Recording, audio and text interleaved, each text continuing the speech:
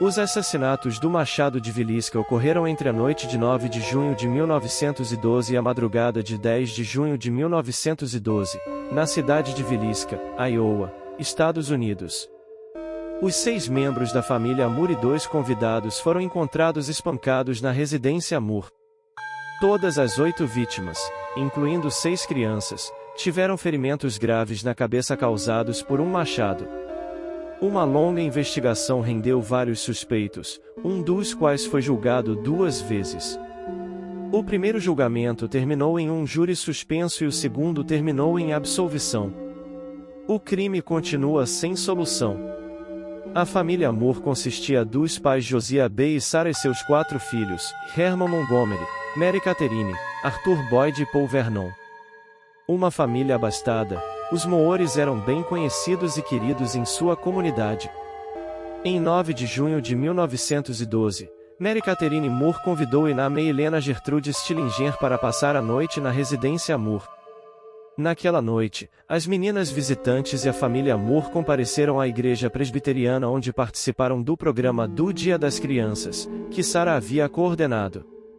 Depois que o programa terminou às 21h30, as irmãs Moores Stillinger caminharam até a casa dos Moores, chegando entre 21h45 e 22h. Às 7h. No dia seguinte, 10 de junho, Mary Peckham, a vizinha dos Moore, ficou preocupada depois de perceber que a família não tinha saído para fazer suas tarefas matinais. Peckham bateu na porta dos Moore. Quando ninguém respondeu, ela tentou abrir a porta e descobriu que estava trancada. Peckham soltou as galinhas dos Moore e ligou para Ross Moore, irmão de Josiah. Como Peckham, Moore não recebeu resposta quando bateu na porta e gritou. Ross destrancou a porta da frente com sua cópia da chave da casa. Enquanto Peckham estava na varanda, Ross entrou na sala e abriu a porta do quarto de hóspedes, onde encontrou os corpos de Ina Helena Stillinger na cama. Moore imediatamente disse a Peckham para ligar para Henry Anka Orton, principal oficial de paz de Vilisca, que chegou logo depois. A busca de Orton na casa revelou que toda a família Moore e as 2 garotas Stillinger foram espancadas até a morte. A arma do crime, um machado pertencente a Josiah, foi encontrado no quarto de hóspedes onde as irmãs Stillinger foram encontradas. Os médicos concluíram que os assassinatos ocorreram entre meia-noite e 5 da manhã. 2 cigarros gastos no sótão sugeriram que o assassino ou assassinos esperaram pacientemente. De acordo com a turnê oficial, não havia cigarros encontrados no sótão até que a família Moore e os convidados Stillinger estavam dormindo. O assassino começou no quarto principal, onde Josiah e Sarah Moore dormiam. Josiah recebeu mais golpes do machado do que qualquer outra vítima. Seu rosto tinha sido cortado de tal forma que seus olhos estavam faltando. O teto de seu quarto também tinha uma marca de quando o assassino levantou o machado para matá-lo. O assassino usou a lâmina do machado em Josiah enquanto usava a ponta cega no resto das vítimas. Herman, Mary Catherine, Arthur e Paul foram espancados na cabeça da mesma maneira que seus pais. Depois, o assassino voltou ao quarto principal para infligir mais golpes nos Moores mais velhos, derrubando um sapato que estava cheio de sangue, antes de descer para o quarto de hóspedes e matar Ina Helena. Aparentemente depois, uma fatia de bacon de 4 libras foi retirada da geladeira e colocada ao lado do machado. Os investigadores também encontraram comida intocada e água ensanguentada durante a busca. Os investigadores acreditavam que todas as vítimas, exceto Lena Stillinger, estavam dormindo quando foram assassinadas. Eles pensaram que ela estava acordada e tentaram revidar, pois ela foi encontrada deitada de costas na cama e com um ferimento de defesa no braço. A camisola de Lena foi empurrada até a cintura e ela não estava usando roupas íntimas, levando à especulação da polícia de que o assassino a molestou sexualmente ou tentou fazê-lo. Com o tempo, muitos possíveis suspeitos surgiram, incluindo o reverendo George Kelly, Frank F. Jones, William Mansfield, Lovin Mitchell, Paul Miller e Henry Lee Moore. Kelly foi julgado 2 vezes pelo assassinato. O primeiro julgamento terminou em um júri suspenso, enquanto o segundo terminou em absolvição. Outros suspeitos da investigação também foram exonerados.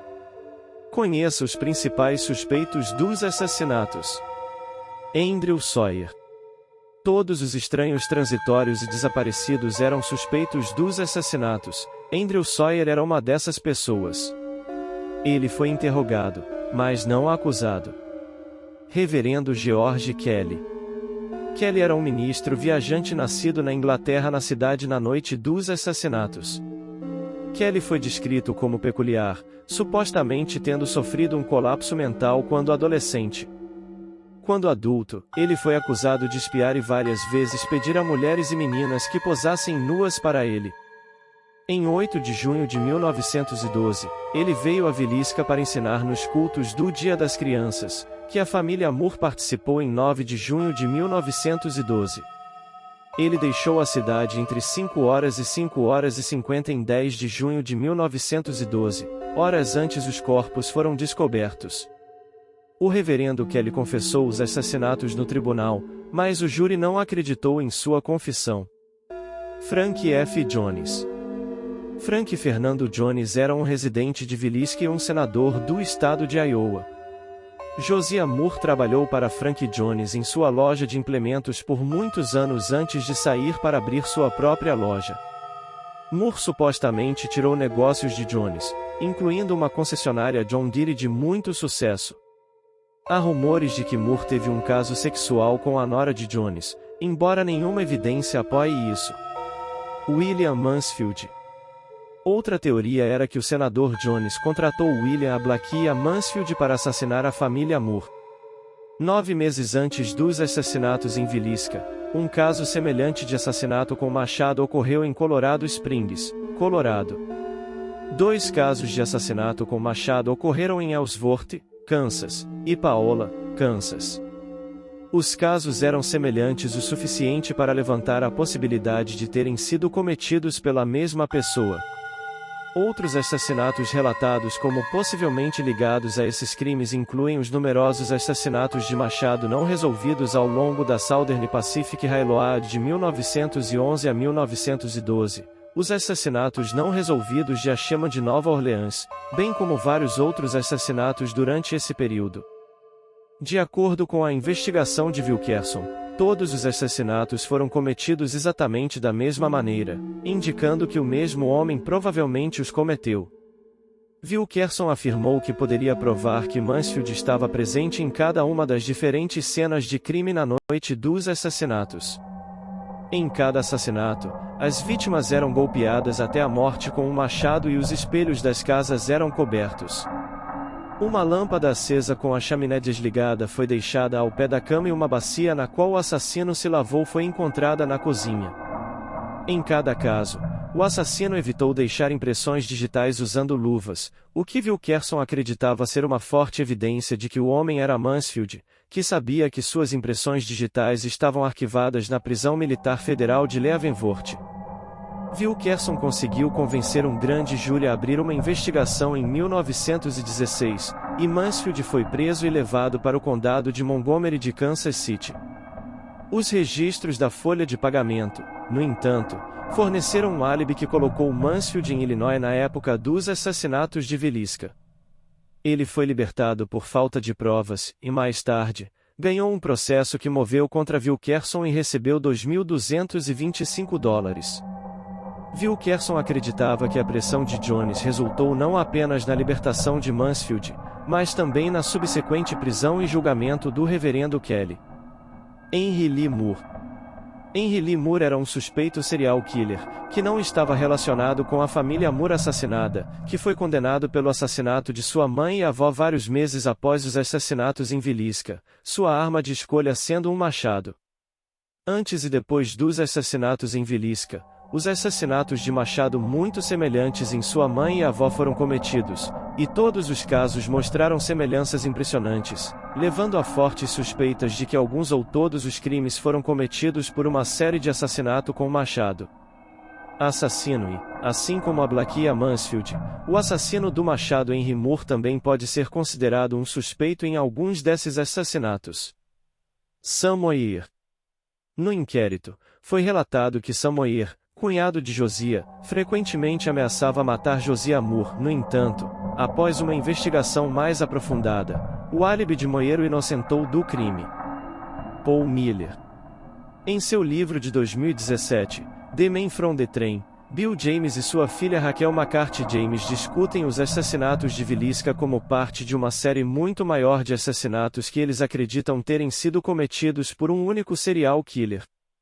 Eles concluem que o assassino foi Paul Miller, ou Miller, um imigrante possivelmente da Alemanha que foi alvo de uma caçada mal-sucedida de um ano como o único suspeito do assassinato de uma família em West Brookfield, Massachusetts, em 1897, que o havia empregado como lavrador.